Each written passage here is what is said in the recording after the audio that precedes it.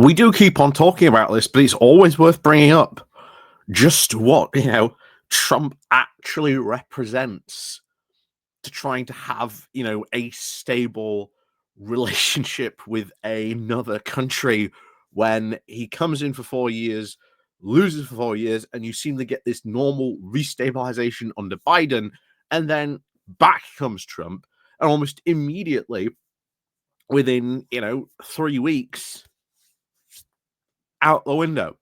International law, everything you can possibly think of, gone. And it does raise the question, how can you actually have any serious alliances, documents, treaties?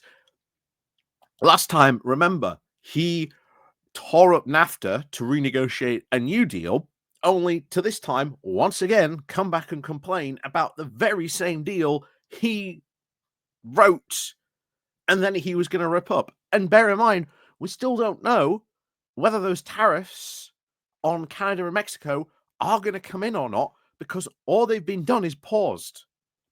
So at the end of this month, tariffs back on. However, now, and I always think it is worth sort of really pointing this out, because a lot of people do make a point of the special relationship we have, sometimes often referred to as the Atlantic Bridge. That is very, very much in doubt. Certainly under Biden, that was, that friendship, I think, was there. That, alliance was sort of, shown, and it was sort of, respected by both parties. Now, you've just got a situation where Trump will just do whatever he wants if he thinks, quote, Starmer is out of line. So, yeah. We'll see. But anyway, we're going to go over this from the House because Lord, hang on, what's his name now? Got me out there. There's Lord Darroch, who is the former ambassador to America, has written, I think, a very, very good piece basically about this very thing. Basically stating, as the title says, the United States is not the ally it once was. And certainly under Trump, that is true. That is very true under Trump. So before we do go getting into this, please do remember to click on the like, share, and subscribe button. Down below, there are links to my Patreon page, the one-off donation link called Buy Me Coffee, where you can buy me coffee, the YouTube thank you button, and of course, as always, there is the Pony Club down below as well. And you can also click the like and share button as well. So let's crack on then into this over on the House. So all aboard. The Donald Trump juggernaut has now hit the road. Engine revving, steamers flying, vast clouds of hot air now exuding from its exhausts. 100 now of Joe Biden's policies have already been crushed beneath its wheels. Fueled by the ever essence now of optimism, and bringing now with a new tank of newly excited hydrocarbons, it arrows towards a destinations unknown. Panama, Greenland, Mars. Have we ever seen its like before? But that's enough of the levity. There are serious questions of how to actually handle a US president who is openly hostile to now the post-war international order, dismissive of international institutions, and openly says that the EU is worse than China and that NATO is a scam. And that is 100% right. How do you handle US president like that, especially when the post-war international order is been so much openly defied, where we are trying to hand over the Chagas Islands because of an international court ruling, and yet Donald Trump is constantly trying to flummox and stop this from doing it. We are following international rules and laws on this, but oh no, we can't. Why? Because Trump says we can't. But once again, I thought we were a sovereign country doing what we want. Turns out all those, once again, Brexiteers have a big problem when don't seem to have a problem when Donald Trump gets involved in our national sovereignty. I wonder why. Anyway, For as long as we've been allies, the US has been a guarantor of our security, the protective shield concealing Europe's now fragilities and its inadequacies. The moment has now arrived where Europe must look to itself. Are we ready? At best, it's now a work in progress. We keep on saying this. European strategic autonomy. We need to be ready just in case. And you can already tell where this is heading, and it is defense spending in Europe. This is a thing that has been asked. The EU is sort of looking at this as well about increasing defense spending. It is becoming a bigger issue in Europe. It is being talked about constantly, worrying what's Trump going to do, because so far Trump hasn't got to anything involving NATO or Europe yet. And he's had very little to say about Ukraine. Very little. And we don't know, eventually, when he turns his attention to that, what is he going to do? What is he going to say? We don't know. And we've already seen how unpredictable he is, how reckless he is. We just don't know what's going to happen. And that's the worrying part of this. So the most controversial, at least Trump's policies in his second term, may of course turn out to be his proposed mass expulsion of the 10.5 million undocumented migrants. Think now of the midnight raids on immigrant neighborhoods, children torn from schools, the deportation camps. But the policies which will now most impact, of course, the UK and Europe are likely to be around tariffs, Ukraine, NATO, and the Middle East. Exactly. When it comes to this, as we've always said, Trump's foreign policy will have a very big impact on us in Europe as well, in Ukraine, and of course NATO. This is something we've got to sort of worry about. We don't know what he's going to do. We suspect maybe tariffs might be coming on the EU at some point. This was written before the steel tariffs, I think, were announced. So those, of course, haven't been announced yet, as talked about on here. But that's worrying as well. But as I keep on saying, and I've said very, very much since this, Trump won, that orange typhoon will just blow us back into Europe. It's inevitable on that. So tariffs are, of course, Trump's preferred instrument of coercion. Where he's always bound to be at least deployed very early on, the initial now proposed 25% tariffs on imports from Canada and Mexico and the 10% rise on tariffs from China.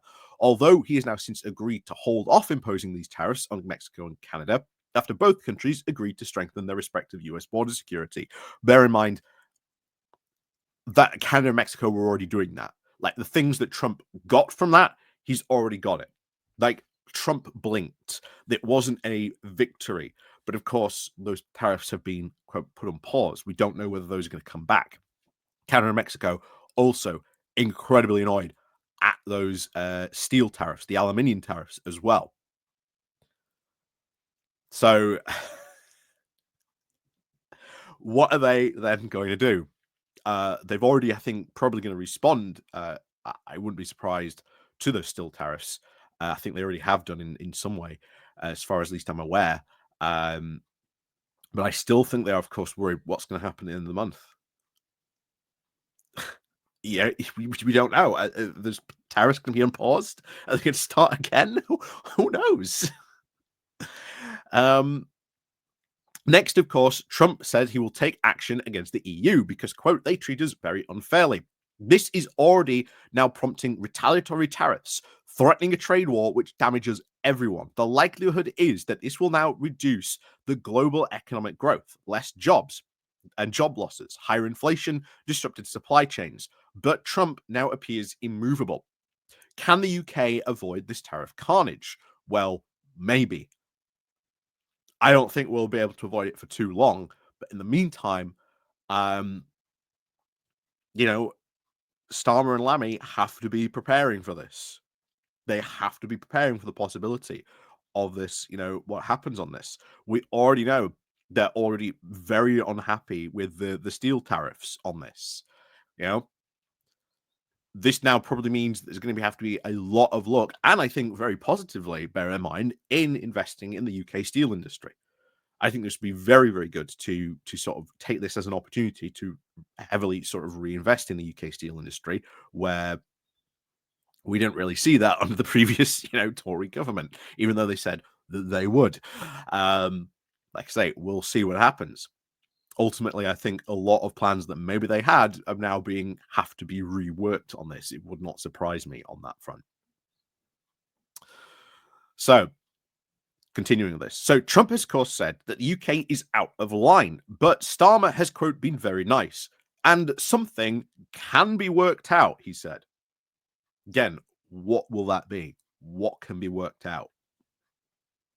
No idea.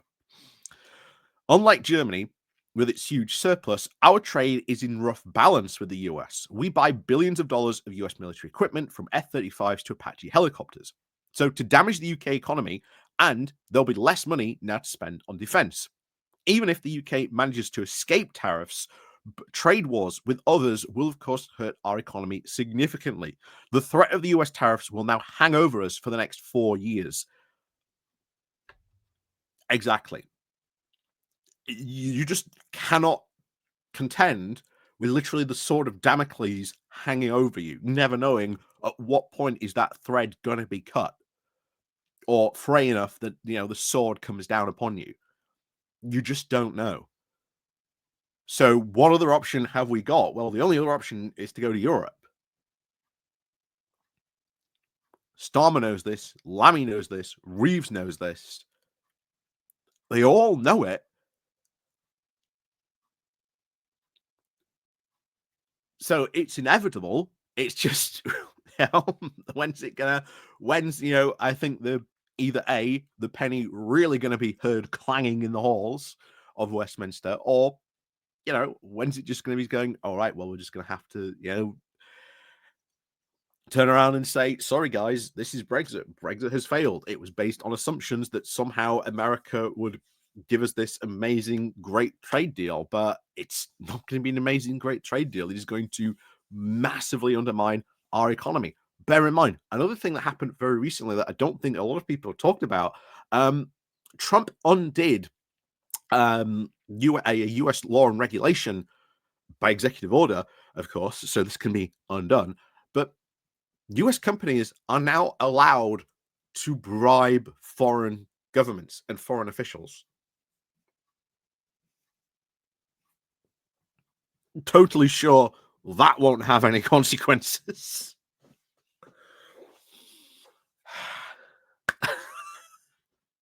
So, anyway.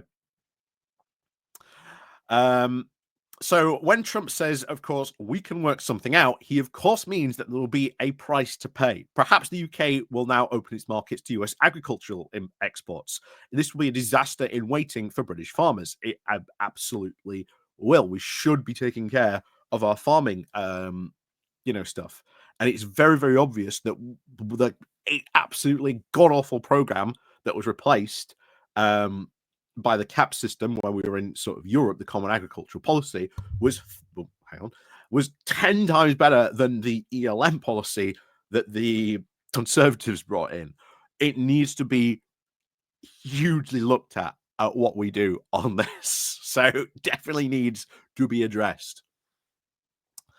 On Ukraine, Trump has now, unsurprisingly, of course, stepped back from his claims of an instant ceasefire.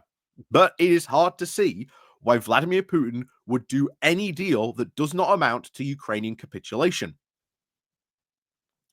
We've said that every single time.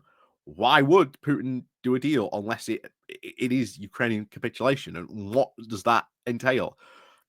Well, we know what that means, very much so. If you looked at what Putin wanted during the Turkey negotiations on that front, right at the start of the war. So he must, of course, think that Russia is now winning the war, although be it now at a huge cost of 1,200 casualties a day. And it is hard to see Volodymyr Zelensky accepting a deal that gives territory over to Russia and stops them from joining NATO. A ceasefire is within grasp, but Trump will expect Europe, not the US, to provide security guarantees needed to get Ukraine over that line. Regardless, all scenarios look exceptionally difficult for the Europeans. And that is, of course, the big question. We don't know what's going to happen on this front. I have constantly been worried what Trump would do on this. Would he throw Ukraine under the bus? Would he cut a deal with Russia that just completely cuts out the Ukrainians and like forces them to accept this deal? Otherwise, he'll pull, American support. That means we would have to very, very much step in at that point. All of Europe would really have to step in. I think at that point, it's just unpredictable. We do not know what's going to happen there, and that hugely worries me. Hugely worries me. So, as for NATO, again, something Trump has not talked about, which we should also be very worried about as well. Trump has now bitterly criticized NATO allies for falling short of their commitments on defense spending. Trump can, of course, take a victory lap in the first NATO summit in his second term. 23 of NATO's 32 members are now at 2% of GDP, but he thinks that is a problem solved is now to misread Trump. This is not just about money. Trump fundamentally disagrees with Article 5 commitments now to collective defense, something Moscow has noticed. This is something else we've talked about. Because just because the US is in NATO and let's say someone triggers Article 5, if Donald Trump's in the White House, Trump doesn't have to join in. Collective defense, Trump doesn't have to join in.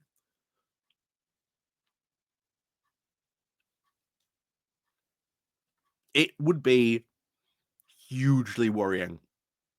And there's a ton of scenarios that we've talked about before on this channel Russia could do to really test Article 5 and NATO's commitment on that. Oh boy.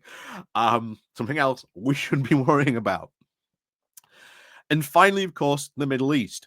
It is a mixed picture. Trump's pre-inauguration urging Benjamin Netanyahu to commit to immediate ceasefire in Gaza was pivotal. Without it, the fighting might still be happening. And of course, we now don't know, of course, about that, given some of the stuff that's currently going on. The ceasefire may end on Saturday. We don't know on that front.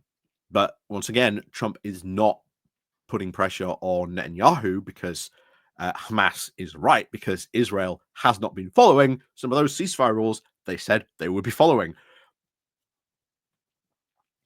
But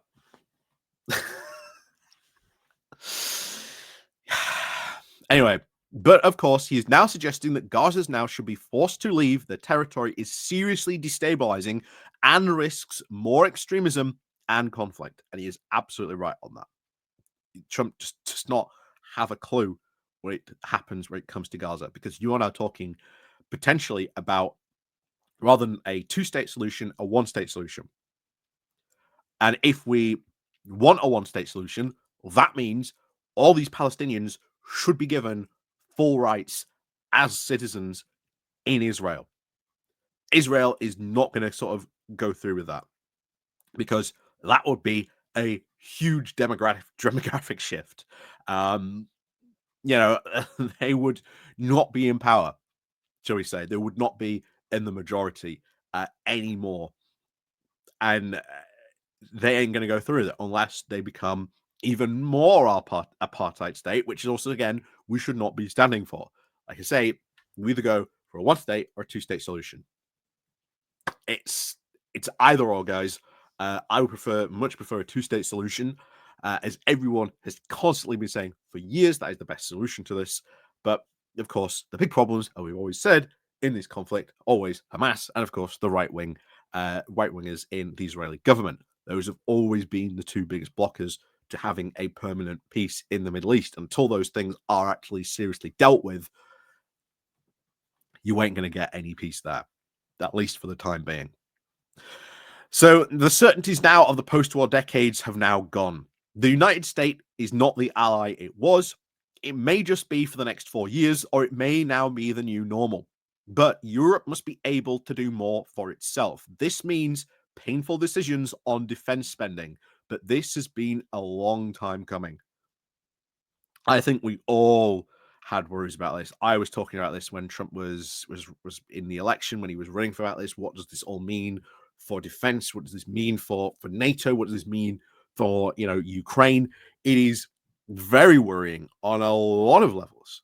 Very worrying on a lot of levels that we see this type of stuff, and we don't know what Trump's going to do. Like I say, the whole Gaza comments that seem to be just plucked from his head, this idea, and then they've had to massively walk it back on that front.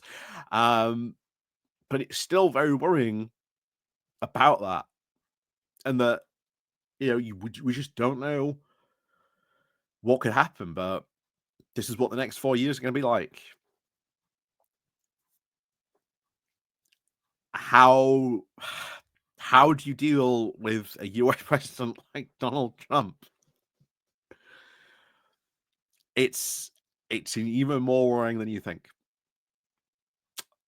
So, as always, thank you very much for watching. Let me know what you think down in the comments down below. And of course, as always, we'll see you all next time.